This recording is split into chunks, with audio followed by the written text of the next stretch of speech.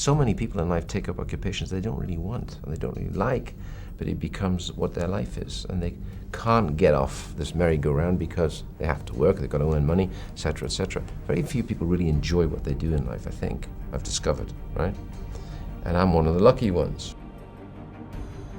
I knew early on what I wanted to do, and therefore was, able to follow that route. But I was not terribly good at academics. I was good at metalwork, woodwork, and art. And I'd gone through a process of almost 10 schools. We moved around a lot.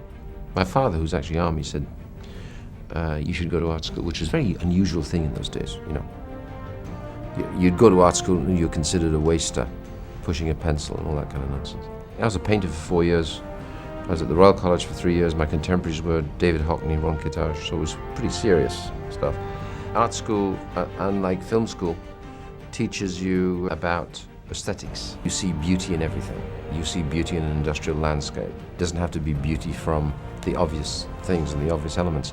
And beauty also is drama.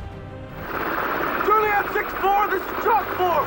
We've got a man down. We need to get him out of here. Over. There was no film schools then, and so I tended to follow my nose at the next opportunities, a stepping stone to where it would place me close to the notion of becoming a director. I always wanted to be a director. I was a designer at BBC.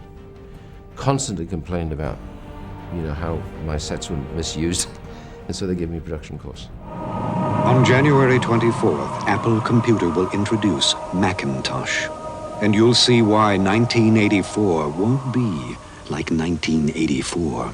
Commercials were my film school. I learned to make movies during the process of making commercials. At that point in the late 60s to 70s, even through the 80s, commercial advertising was in some respects in its heyday of creativity.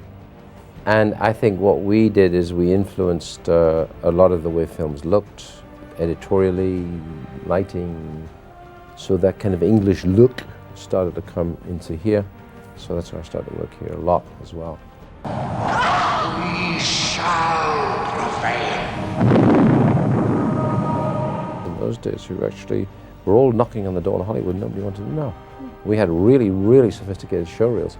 Now, ironically, it seems to be the main supply and pipeline straight out of, and you suck them out of the video companies and the advertising companies. And these guys are now walking into first-time $65 million movies.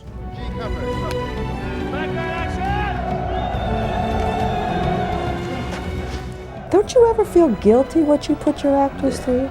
No. And usually we're right in it. And I think that the thing that helps about operating, I like to operate camera, I've done always. But I mean, I have other cameramen there and other operators there. And I think the actors like that, the fact that you're close to them and you're doing it, with them. So you're in there.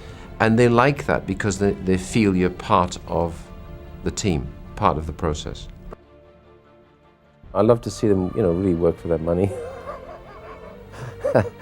And I like the elements to be real. It can't be always this rosy, glowing Los Angeles day. You've been very, very successful, and I wonder inside if all this success puts more and more stress on you to try to top yourself. No, I don't worry about it. And I'm getting more into something I discovered, which I'd started 10 years ago. I like the business side of the process. So we're producing more. We're doing a TV series. We bought a studio in the UK with Shepherd Studios, which is doing very well. So to get you to direct a film, it has to be you fill in the blanks. What is it that's going to grab you?